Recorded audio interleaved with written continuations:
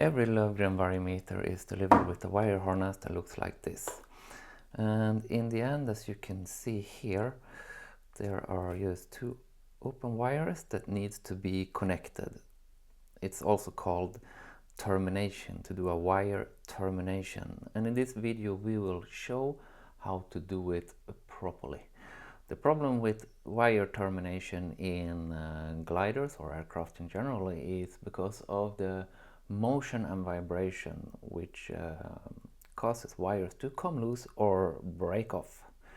So here we will show how to do it properly so it doesn't happen to you. There are a few different ways how to do this. The first version here is to have your wire going to something called a ferrule, which is just a metal tube, and then into one of these things called a screw terminal. They're quite commonly used. There is another way of doing this, and that is to attach something called crimp connection. This is a specific spade connector. Let's see if we can get it in focus. There, spade connector, which you use a specific tool to crimp this onto the cable. And that's the tool that's over here.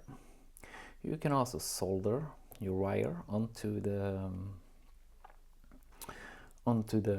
termination where it can be, or you can attach some type of connector maybe. So everything these have in common is that you need to prepare the wire. So that's what we're going to look at first. To prepare your wire, you need to strip the insulation. So a wire consists of insulation and conductor. And what we need to do here is to take away the insulation to begin with. So we'll start over on this one. There we go. To strip the insulation from a wire, you really need a specific tool for it. Don't use a knife or anything, but use a specific tool. This tool here has different opening for different size wire. This is in American wire gauge, which is commonly used sizing system. And the wire I have here is a number 22. So we will find the number 22 hole here, put it in, squeeze, and then wiggle a little bit, and then pull it out. And when you do this for aviation, the goal is to only strip the insulation without hurting any of the strands in the conductor. They need to be completely unharmed. This tool I will link in the description below where you can get it. They are cheap and good.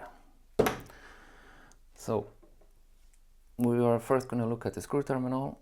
The problem here is if you put the wire directly in here, the strands, they will not hold together, but they will splice out, and your screw might just connect to one of the strands in the conductor. So what we want to do is to put a ferrule on here. A ferrule is just a metal tube that keeps all the strands together. This ferrule, you put it on, and then you can use basically anything to just squeeze it. Like so, and then it's ready to go into the screw terminal. It is quite common for people to use solder to hold on the strands or hold them together, but this is absolutely not good because the solder is a soft metal and it will work itself loose due to the vibration and the movements in a glider.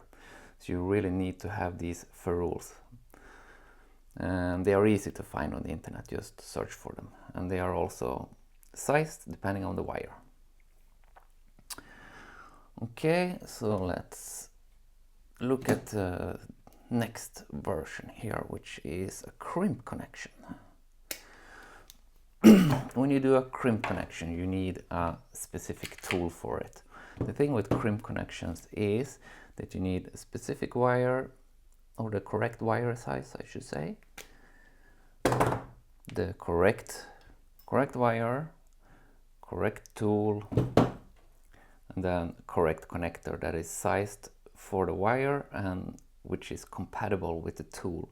It's not as flexible as, for example, soldering or other ways of doing it, but it's a very reliable connection. And the thing is, here in this connector, there is one part that crimps onto the conductor, and there's one part that holds on to the insulation. And it's important that both parts are crimped, because if you only crimp around the conductor, the forces that comes from the wire will be held on just by the crimp on the conductor, and that's not very strong and it will break off.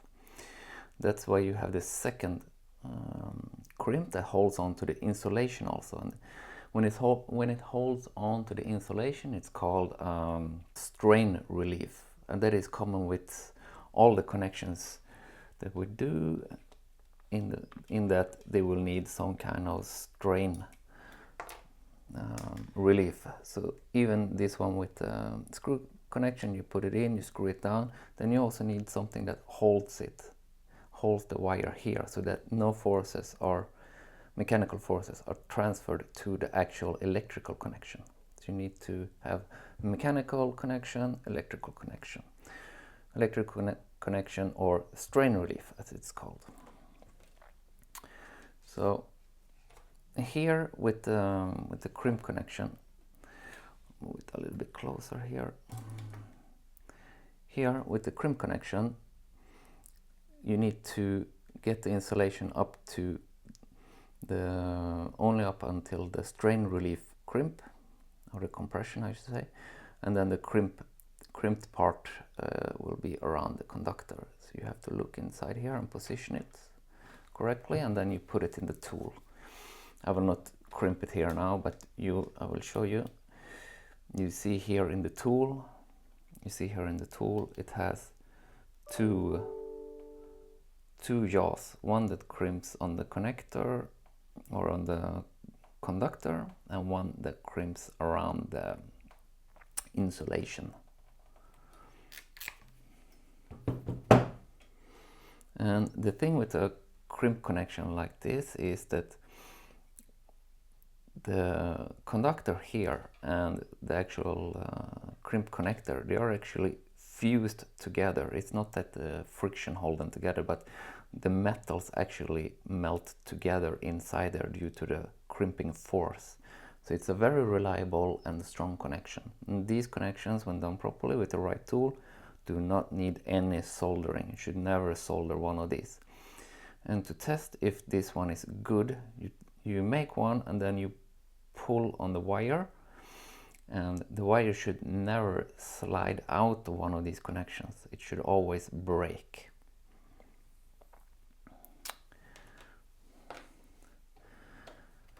Let's see. Soldering connection. How do you properly solder? So first we have to strip the wire, which I've already done here. We've seen it twice, we don't have to do it again. And for doing a soldering connection, first you need to get the insulation away. You should preferably clean it with isopropyl alcohol. Then you need to use some type of flux on it here to make sure that the solder flows properly. And of course use the correct heat for the correct amount of time so you get a good solder. And I will do a small demonstration. I will just move around the camera and we will look at the soldered connection. So in this solder demonstration we are going to solder two wires together. So we start by cutting it in two, then we will strip it. Let's see, we will strip. That was a little bit short, so we'll strip it a little bit longer.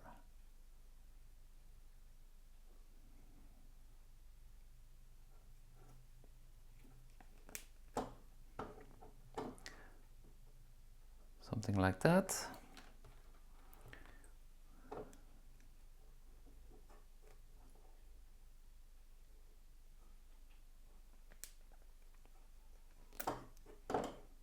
that.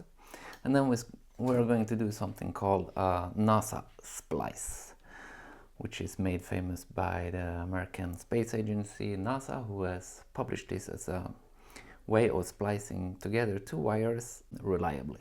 So what you do is you take two wires like this, and then you start wrapping one around the other together. So you spin them around like this.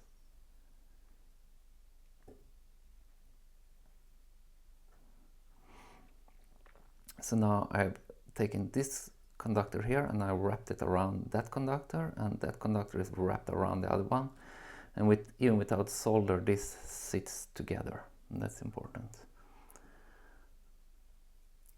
Then we're going to solder this one, and I will get something to hold on to it a little bit.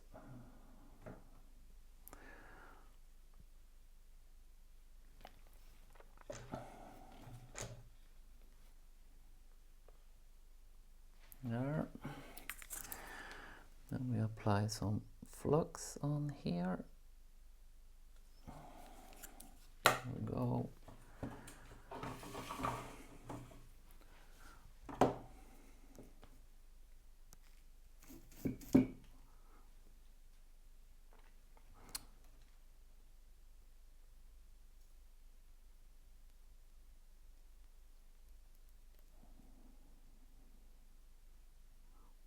Then we start heating a little bit so that the flux flows into the wires, and then we can connect up everything. Then just push some more solder in there. And there we go. You notice when the solder is good because it flows through all the strands. So that's how you splice together, and when you make a good solder you can see that it flows out properly and it has a fairly shiny surface. This is lead-free solder, so it doesn't become as shiny as leaded solder, but it should still have a fairly shiny surface. And on top of this you put heat shrink after cleaning it, of course. The same thing here, you clean with isopropyl alcohol to get away all of this flux, and then you put on heat shrinking tube. Alright, that's how you make wire terminations.